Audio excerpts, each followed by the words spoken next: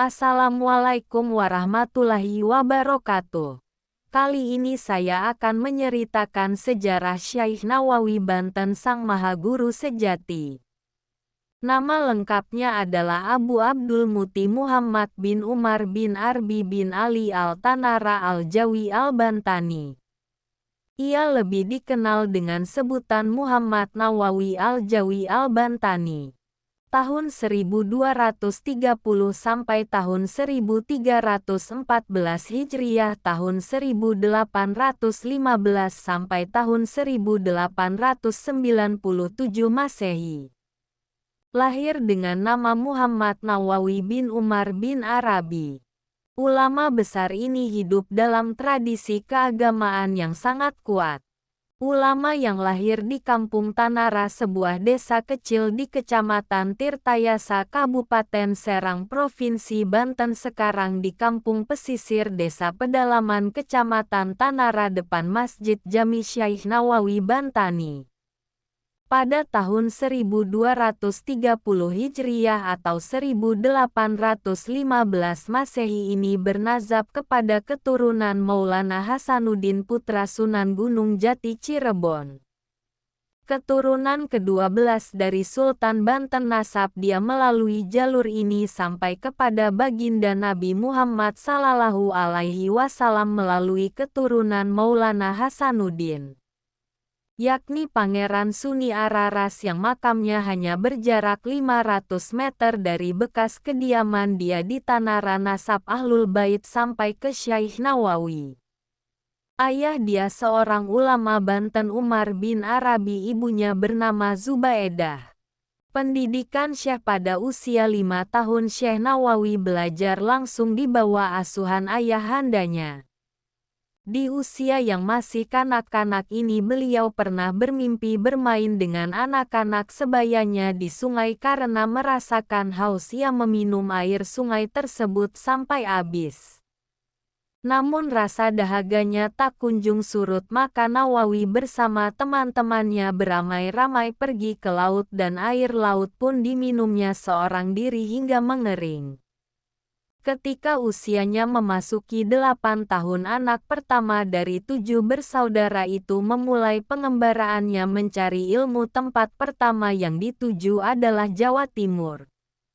Namun sebelum berangkat, Nawawi kecil harus menyanggupi syarat yang diajukan oleh ibunya. Kudoakan dan kurestui kepergianmu mengaji dengan syarat jangan pulang sebelum kelapa yang sengaja kutanam ini berbuah. Demikian restu dan syarat sang ibu dan Nawawi kecil pun menyanggupinya, maka berangkatlah Nawawi kecil menjalankan kewajibannya sebagai seorang muslim, yaitu menuntut ilmu.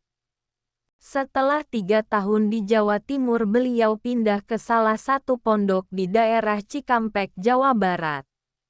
Khusus belajar lughat bahasa beserta dengan 2 orang sahabatnya dari Jawa Timur. Namun sebelum diterima di pondok baru tersebut mereka harus mengikuti tes terlebih dahulu. Ternyata mereka bertiga dinyatakan lulus, tetapi menurut kiai barunya ini pemuda yang bernama Nawawi tidak perlu mengulangi mondok. Nawawi, kamu harus segera pulang karena ibumu sudah menunggu dan pohon kelapa yang beliau tanam sudah berbuah terang. Sang kiai tanpa memberitahu dari mana beliau tahu masalah itu. Tidak lama setelah kepulangannya, Nawawi muda dipercaya yang mengasuh pondok yang telah dirintis ayahnya. Di usianya yang masih relatif muda beliau sudah tampak kealimannya sehingga namanya mulai terkenal di mana-mana. Mengingat semakin banyaknya santri baru yang berdatangan dan asrama yang tersedia tidak lagi mampu menampung, maka Kiai Nawawi berinisiatif pindah ke daerah Tanara Pesisir. Pada usia 15 tahun ia mendapat kesempatan untuk pergi ke Mekah menunaikan ibadah haji. Di sana ia memanfaatkan waktunya untuk mempelajari beberapa cabang ilmu, diantaranya adalah ilmu kalam, bahasa dan sastra Arab. ilmu hadits tafsir dan ilmu fiqh. Setelah 3 tahun belajar di Mekah, ia kembali ke daerahnya tahun 1833 Masehi dengan khazanah ilmu keagamaan yang relatif cukup lengkap untuk membantu ayahnya mengajar para santri. Syekh Nawawi telah mengajar banyak orang sampai kemudian karena karamahnya yang telah mengkilap sembelia itu, dia mencari tempat di pinggir pantai agar lebih leluasa mengajar murid-muridnya yang kian hari bertambah banyak. Pada usia 15 tahun dia menunaikan haji dan berguru kepada sejumlah ulama terkenal di Mekah seperti Syekh Al-Sambasi, Abdul Ghani, Bima Yusuf Sumbulaweni, Abdul Hamid Dagestani, Syekh Said Ahmad Nahrawi, Syekh Ahmad Dimyati, Syekh Ahmad Zaini Dahlan, Syekh Muhammad Khatib Hambali dan Syekh Junaid Al-Betawi. Tapi guru yang paling berpengaruh adalah Syekh Said Ahmad Nahrawi, Syekh Junaid Al-Betawi dan Syekh Ahmad Dimyati, ulama terkemuka di Mekah. Lewat ketiga syekh inilah karakter dia terbentuk. Selain itu juga ada 2 ulama lain yang berperan besar mengubah alam pikirannya, yaitu Syekh Muhammad Khatib dan Syekh Ahmad Zaini Dahlan. Ulama besar di Madinah, perjuangan dan nasionalisme. 3 tahun bermukim di Mekah. Dia pulang ke Banten. Sampai di tanah air dia menyaksikan praktik-praktik ketidakadilan, sewenang-wenangan dan penindasan dari pemerintah Hindia Belanda. Ia melihat itu semua lantaran kebodohan yang masih menyelimuti umat. Jihad pun berkobar. Dia keliling Banten mengobarkan perlawanan terhadap penjajah. Tentu saja pemerintah Belanda membatasi gerak-geriknya. Dia dilarang berkhotbah di masjid-masjid, bahkan belakangan dia dituduh sebagai pengikut Pangeran Diponegoro yang ketika itu memang sedang mengobarkan perlawanan terhadap penjajahan Belanda tahun 1825 sampai tahun 1830 Masehi. Sebagai intelektual yang memiliki komitmen tinggi terhadap prinsip-prinsip keadilan dan kebenaran, apa boleh buat, Syekh Nawawi terpaksa menyingkir ke negeri Mekah tepat ketika perlawanan Pangeran Diponegoro pada tahun 1830 Masehi. Ulama besar ini di masa mudanya juga menularkan semangat nasionalisme dan patriotisme di kalangan rakyat Indonesia. Begitulah pengakuan Snouckhaur Gronje. Begitu sampai di Mekah dia segera kembali memperdalam ilmu agama kepada guru-gurunya. Dia tekun belajar selama 30 tahun sejak tahun 1830 hingga 1860 Masehi. Ketika itu memang dia berketetapan hati untuk mungkin di Tanah Suci, satu dan lain hal untuk menghindari tekanan kaum penjajah Belanda.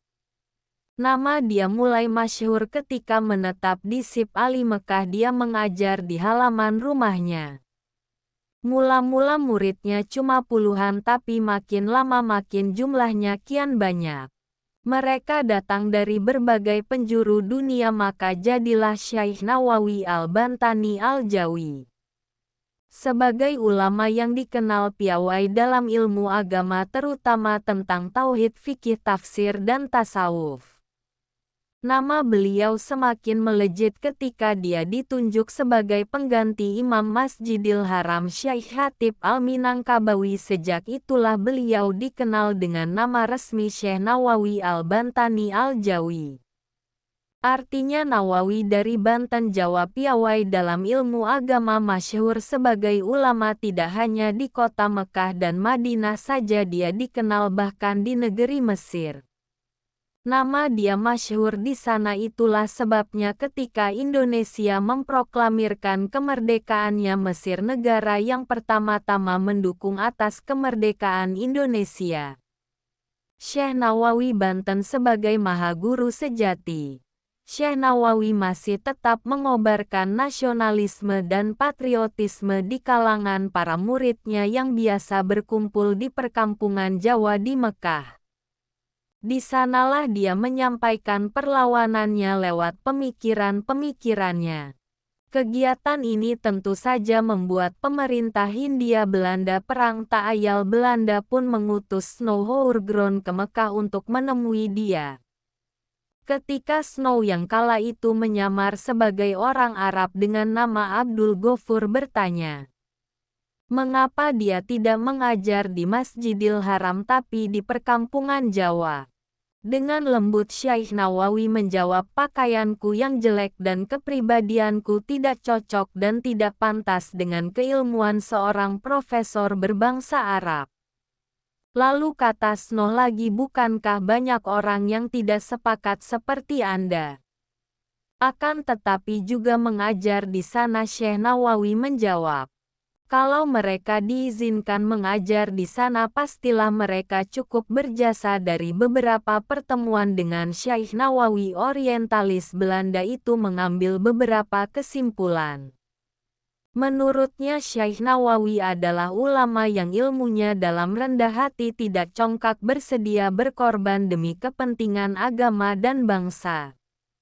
Banyak murid-muridnya yang di belakang hari menjadi ulama. Misalnya Kiai Haji Hashim Asy'ari, pendiri Nahdlatul Ulama. Kiai Haji Ahmad Dahlan, pendiri Muhammadiyah. Kiai Haji Khalil Bangkalan. Kiai Haji Asnawi Kudus, Kiai Haji Bakri Purwakarta, Kiai Haji Arsyad Tawil dan lain-lainnya. Konon Kiai Haji Hashim Asy'ari saat mengajar santri-santrinya di pesantren Tebu Ireng sering menangis jika membaca kitab fikih Fath Al-Qorib yang dikarang oleh Syekh Nawawi. Kenangan terhadap gurunya itu amat mendalam di hati Kiai Haji Hashim Asy'ari hingga haru tak kuasa ditahannya setiap kali baris Fath Al-Qorib ia ajarkan pada santri-santrinya. Syekh Nawawi Al-Bantani Al-Jawi menikah dengan Nyai Nasyimah, gadis asal Tanara, Banten, dan dikaruniai 3 anak. Nafisa Maryam Rubiah sang istri wafat mendahului beliau. Nama Syekh Nawawi Banten sudah tidak asing lagi bagi umat Islam Indonesia, bahkan kebanyakan orang menjulukinya sebagai Imam Nawawi. Kedua Imam Nawawi pertama adalah yang membuat syarah Sahih Muslim, Majmu' Syarhul Muhadzab, Riyadus Shalihin dan lain-lain melalui karya-karyanya yang tersebar di pesantren-pesantren tradisional yang sampai sekarang masih banyak dikaji. Nama Kiai asal Banten ini seakan masih hidup dan terus menyertai umat, memberikan wejangan ajaran Islam yang menyejukkan di setiap majelis taklim. Karyanya selalu dijadikan rujukan utama dalam berbagai ilmu, dari ilmu tauhid, tasawuf, sampai tafsir. Karya-karyanya sangat terkenal di kalangan komunitas pesantren. Syekh Nawawi tidak hanya dikenal sebagai ulama penulis kitab tapi juga maha guru sejati. The Great Scholar Nawawi telah banyak berjasa meletakkan landasan teologis dan batasan-batasan etis. Tradisi keilmuan di lembaga pendidikan pesantren ia turut banyak membentuk keintelektualan. Tokoh-tokoh para pendiri pesantren yang sekaligus juga banyak menjadi tokoh pendiri organisasi Nahdlatul Ulama. Apabila Kiai Haji Hashim Asy'ari sering disebut sebagai tokoh yang tidak bisa dilepaskan dari sejarah berdirinya NU, maka Syekh Nawawi adalah guru utamanya di sela-sela pengajian. Kitab-kitab karya gurunya ini seringkali Kiai Haji Hashim Asy'ari bernostalgia bercerita tentang kehidupan Syekh Nawawi. Kadang mengenangnya sampai meneteskan air mata karena besarnya kecintaan beliau terhadap Syekh Nawawi. Goresan tinta Syekh Nawawi di samping digunakan untuk mengajar kepada para muridnya, seluruh kehidupan beliau banyak dicurahkan untuk mengarang beberapa kitab besar sehingga tak terhitung jumlahnya. Konon saat ini masih terdapat ratusan judul naskah asli tulisan tangan Syekh Nawawi yang belum sempat diterbitkan. Kitab-kitab karangan beliau banyak yang diterbitkan di Mesir, seringkali beliau hanya mengirimkan manuskripnya dan setelah itu tidak memperdulikan lagi bagaimana penerbit menyebarkan hasil karyanya termasuk hak cipta dan royaltinya. Selanjutnya kitab-kitab beliau itu menjadi bagian dari kurikulum pendidikan agama di seluruh pesantren di Indonesia, bahkan Malaysia, Filipina, Thailand dan juga negara-negara di Timur Tengah. Menurut Rais Salam Temangondana, peneliti di Institut Studi Islam Universitas of Philippines, ada sekitar 40 sekolah agama tradisional di Filipina yang menggunakan karya Nawawi sebagai kurikulum belajarnya. Selain itu, Sulaiman Yasin, dosen di Fakultas Studi Islam Universitas Kebangsaan di Malaysia, juga menggunakan karya beliau untuk mengajar di kuliahnya pada tahun 1870. Para ulama Universitas Al-Azhar Mesir pernah mengundang beliau untuk memberikan kuliah singkat di suatu forum diskusi ilmiah. Mereka tertarik untuk mengundang beliau karena sudah dikenal di seantero dunia. Dia tidak diragukan lagi. Ulama asal Mesir Syekh Umar Abdul Jabbar dalam kitabnya Al-Durus min Madi Al-Taklim Wahabi Ribi Al-Masjidil Al-Haram, beberapa kajian masa lalu dan masa kini tentang pendidikan masa kini di Masjidil Haram, menulis bahwa Syekh Nawawi sangat produktif menulis hingga karyanya mencapai 100 judul lebih, meliputi berbagai disiplin ilmu. Banyak pula karyanya yang berupa syarah atau komentar terhadap kitab-kitab klasik. Sebagian dari karya-karya Syekh Nawawi di antaranya adalah sebagai berikut: Al-Famart, Al-Yaniyah, Rafat, Al-Mubin, Sulam, Al-Munajah, Syarah, Safina, Al-Salah, Baja, Al-Wasail, Syarah, Al-Risalah, Al-Jamiyah, Bain, Al-Usul wa Al-Fiqwa, Al-Tasawuf, Al-Tausiyah, Al-Zain, Syarah Qura, Al-Ain bi Muhimah, Hidayah Quran.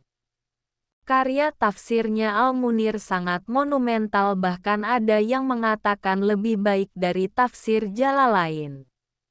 Karya Imam Jalaluddin Al-Suyuti dan Imam Jalaluddin Al-Mahali yang sangat terkenal itu. Sementara kasih komentar terhadap kitab fikih Safina Al-Meja karya Syekh Salim bin Zumair Al-Hadrami. Para pakar menyebut karya dia lebih praktis ketimbang matan yang dikomentarinya. Karya-karya dia di bidang ilmu akidah, misalnya Tijan Al-Darari, Nur Al-Dalam, Fat Al-Majid. Sementara dalam bidang ilmu hadits, misalnya Tangki Al-Qaut. Karya-karya dia di bidang ilmu fikih yakni Sulam Al-Munajah, Nihaya Al-Zain, Kashifa Al-Saja. Adapun Komewal, Tagihan Nasai Al-Ibad dan Minhaj merupakan karya tasawuf. Ada lagi sebuah kitab fikih karya dia yang sangat terkenal di kalangan para santri pesantren di kedua, yaitu Syarat Ukut Lujain fi Bayan Hukuk Al-Sojain.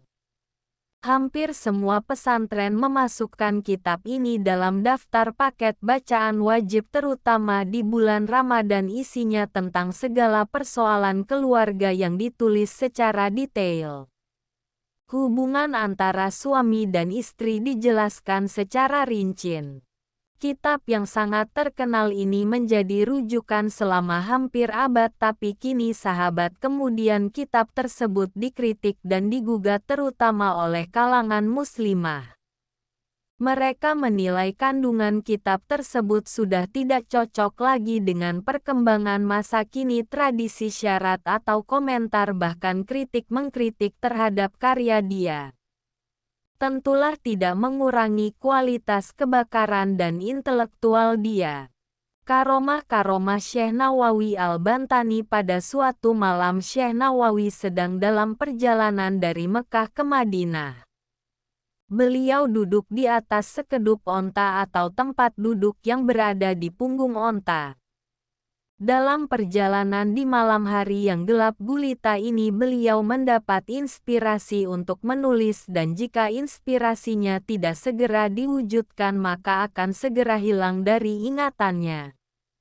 Maka berdoalah ulama alim ini, ya Allah, jika inspirasi yang Engkau berikan malam ini akan bermanfaat bagi umat dan Engkau ridhoi maka ciptakanlah telunjuk jariku ini menjadi lampu yang dapat menerangi tempatku dalam sekeduk ini sehingga oleh kekuasaan-Mu akan dapat menulis inspirasiku.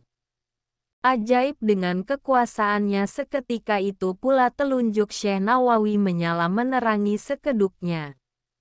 Mulailah beliau menulis hingga selesai dan telunjuk jarinya itu kembali padam setelah beliau menjelaskan semua penulisan hingga titik akhir. Konon kitab tersebut adalah kitab Marokil Ubudiyah. Komentar kitab Bidayatul Hidayah karangan Imam Al-Ghazali. Konon pada suatu waktu pernah dia mengarang kitab dengan menggunakan telunjuk. Dia sebagai lampu saat itu dalam sebuah perjalanan karena tidak ada cahaya dalam syukduf yakni rumah-rumahan. Di punggung unta yang dia diami sementara aspirasi tengah kencang mengisi kepalanya. Syekh Nawawi kemudian berdoa memohon kepada Allah Ta'ala agar telunjuk kirinya dapat menjadi lampu menerangi jari kanannya yang untuk menulis kitab yang kemudian lahir dengan nama Maraki Al-Ubudiyah. Al-Hidayah itu harus dibayar dia dengan cacat pada jari telunjuk kirinya. Cahaya yang diberikan Allah pada jari telunjuk kiri dia itu membawa bekas yang tidak hilang. Karamah beliau yang lain juga diperlihatkannya di saat mengunjungi salah satu masjid di Jakarta yakni Masjid Pekojan. Masjid yang dibangun oleh salah seorang keturunan cucu Rasulullah Sallallahu Alaihi Wasallam Said Utsman bin Agil bin Yahya Al-Alawi ulama dan mufti Betawi. Sekarang ibu kota Jakarta itu ternyata memiliki kiblat yang salah padahal yang menentukan kiblat bagi masjid itu adalah Sayyid Utsman sendiri tak ayal saat seorang anak remaja yang tak dikenalnya menyalahkan penentuan kiblat. Kagetlah Sayyid Utsman, diskusi pun terjadi dengan seru antara mereka berdua. Sayyid Utsman tetap berpendirian kiblat Masjid Pekojan sudah benar sementara Syekh Nawawi remaja berpendapat arah kiblat mesti dibetulkan saat kesepakatan tak bisa diraih karena masing-masing mempertahankan pendapatnya. Dengan keras Syekh Nawawi remaja menarik lengan baju lengan Sayyid Utsman dirapatkan tubuhnya agar bisa saling mendekat. Lihatlah Sayyid, itulah Ka'bah tempat kiblat kita lihat dan perhatikanlah tidakkah Ka'bah itu terlihat amat jelas. Sementara kiblat masjid ini agak ke kiri maka perlulah kiblatnya digeser ke kanan agar tepat menghadap ke Ka'bah, ujar Syekh Nawawi remaja. Sayyid Utsman termangu Ka'bah yang ia lihat dengan mengikuti telunjuk Syekh Nawawi remaja memang terlihat jelas. Sayyid Utsman merasa takjub dan menyadari remaja yang bertubuh kecil di hadapannya ini telah dikaruniai kemuliaan yakni terbukanya nur basyariah. Dengan karamah itu dimanapun beliau berada Ka'bah tetap terlihat. Dengan penuh hormat Sayyid Utsman langsung memeluk tubuh kecil dia. Sampai saat ini jika kita mengunjungi Masjid Pekojan akan terlihat kiblat digeser tidak sesuai aslinya telah menjadi kebijakan pemerintah Arab Saudi. Bahwa orang yang telah dikubur selama setahun kuburannya harus digali tulang belulang si mayat kemudian diambil dan disatukan dengan tulang belulang mayat lainnya. Selanjutnya semua tulang itu dikuburkan di tempat lain di luar kota. Lubang kubur yang dibongkar dibiarkan tetap terbuka hingga datang jenazah berikutnya. Terus silih berganti kebijakan ini dijalankan tanpa pandang bulu siapapun dia, pejabat atau orang biasa, saudagar kaya atau orang miskin sama terkena kebijakan tersebut. Inilah yang juga menimpa makam Syekh Nawawi setelah kuburnya genap berusia 1 tahun. Datanglah petugas dari pemerintah kota untuk menggali kuburnya. Tetapi yang terjadi adalah hal yang tak lazim. Para petugas kuburan itu tak menemukan tulang belulang seperti biasanya. Yang mereka temukan adalah satu jasad yang masih utuh, tidak kurang satu apapun, tidak lecet atau tanda-tanda pembusukan seperti lazimnya jenazah yang telah lama dikubur. Bahkan kain putih kafan penutup jasad beliau ada sobek dan tidak lapuk sedikit pun. Terang saja kejadian ini mengejutkan para petugas. Mereka lari berhamburan mendatangi atasannya dan menceritakan apa yang telah terjadi. Setelah diteliti, sang atasan kemudian menyadari bahwa makam yang digali itu bukan makam orang sembarangan. Langkah strategis lalu diambil pemerintah melarang membongkar makam tersebut. Jasad beliau lalu dikuburkan kembali seperti sedia kala. Hingga sekarang makam beliau tetap berada di Malam Mekah. Demikianlah cara Mas Syekh Nawawi Al-Bantani Al-Jawi, tanah organisme yang hidup di dalamnya sedikit pun tidak merusak jasad beliau. Kasih sayang Allah Ta'ala berlimpah pada beliau. Karamah Syekh Nawawi yang paling tinggi akan kita rasakan saat kita membuka lembar demi lembar tafsir Munir yang dia karang. Kitab tafsir fenomenal ini menerangi jalan siapa saja yang ingin memahami firman Allah Subhanahu wa Ta'ala, begitu juga dari kalimat-kalimat lugas. Kitab fikih Kasyifa Al saja yang menerangkan syariat, begitu pula ratusan hikmah di dalam kitab Nasai Al-Ibad serta ratusan kitab lainnya yang akan terus menyirami umat dengan cahaya abadi dari buah tangan beliau. Tepatnya Imam masa selama 69 tahun mengabdikan dirinya sebagai guru umat Islam telah memberikan pandangan-pandangan cemerlang atas berbagai masalah umat Islam. Syekh Nawawi wafat di Mekah pada tanggal 25 Syawal 1314 Hijriah 1897 Masehi.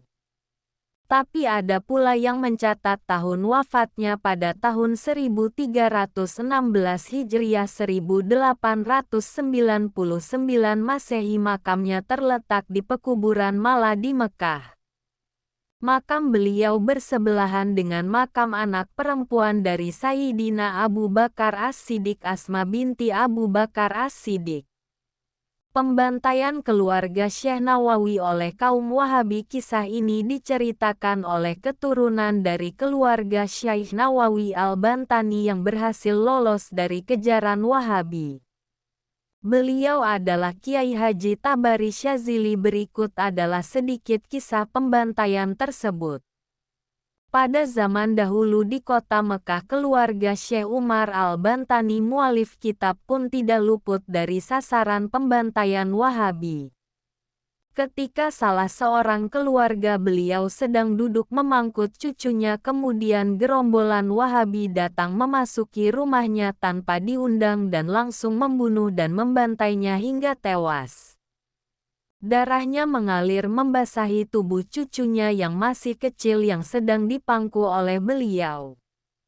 Sedangkan keluarganya yang lain, terutama golongan yang laki-laki, dikejar-kejar oleh gerombolan Wahabi untuk dibunuh. Alhamdulillah mereka selamat sampai ke Indonesia dengan cara menyamar sebagai perempuan. Posisi strategis Syekh Nawawi bagi dunia dan Indonesia. 1. Syekh Nawawi Al-Bantani adalah satu dari 3 ulama Indonesia yang mengajar di Masjidil Haram di Mekah Al-Mukarramah. Pada abad ke-19 dan awal abad ke-22 yang lain ialah muridnya Ahmad Khatib Minangkabau dan Kiai Mahfuz Termas. Ini menunjukkan bahwa keilmuannya sangat diakui tidak hanya di Indonesia melainkan juga di semenanjung Arab. Syekh Nawawi sendiri menjadi pengajar di Masjid Al-Haram sampai akhir hayatnya, yaitu sampai 1898, lalu dilanjutkan oleh kedua muridnya itu. Wajar jika ia dimakamkan berdekatan dengan makam istri Nabi Khadijah di Malah. 2. Syekh Nawawi Al-Bantani mendapatkan gelar Sayyidu Ulama Al-Hijaz yang berarti sesepuh ulama Hijaz atau guru dari ulama Hijaz atau akar dari ulama Hijaz. Yang menarik dari gelar di atas adalah beliau tidak hanya mendapatkan gelar Sayyidul Ulama Indonesia sehingga bermakna bahwa kealiman beliau diakui di semenanjung Arabia. Apalagi di tanah airnya sendiri. Selain itu beliau juga mendapat gelar Al-Imam wa Al-Fam Al-Mudakik yang berarti tokoh dan pakar dengan pemahaman yang sangat mendalam. Bronze member gelari Dr. Teologi 3 pada tahun 1870 Syekh Nawawi diundang para ulama Universitas Al-Azhar dalam sebuah seminar dan diskusi sebagai apresiasi terhadap penyebaran buku-buku. Syekh Nawawi di Mesir ini membuktikan bahwa ulama Al-Azhar mengakui kebakaran Syekh Nawawi Al-Bantani. 4. Paling tidak terdapat 34 karya Syekh Nawawi yang tercatat dalam Dictionary of Arabic Rainbows. Mungkin cukup sekian saya menceritakan karomah Syekh Nawawi Al-Bantani. Jika ada salah kata saya minta maaf yang sebesar-besarnya. Wassalamualaikum warahmatullahi wabarakatuh.